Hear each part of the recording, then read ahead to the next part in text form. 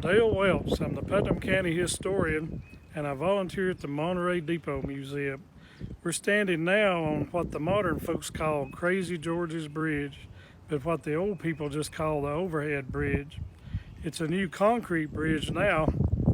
That's because some idiot several years ago took a stick of dynamite to it on Halloween night.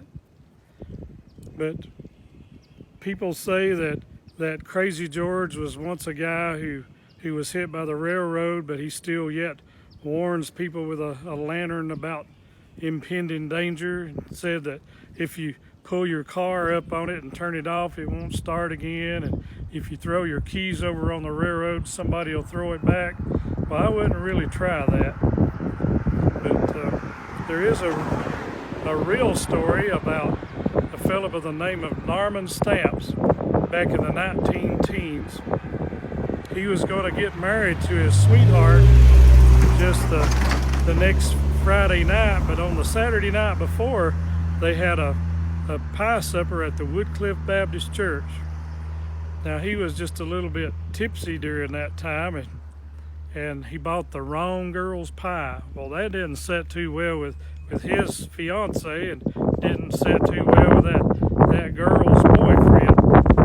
But they ate the pie, and just not long after that, they left out. They took his sweetheart home, but he was wanting to go talk to Jerry Holloway about a couple of coon dog pups that were going to be born. He was wanting a couple of them. He was a big coon hunter.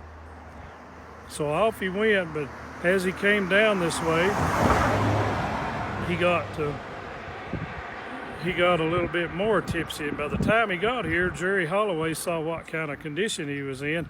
Jerry was the night watchman, remember? He said, "Norman, you ain't going anywhere tonight, son. You're staying right here." No, my mommy will be worried about me if I don't get home. Plus, I won't get any good cooking after Friday night because I'm getting hitched.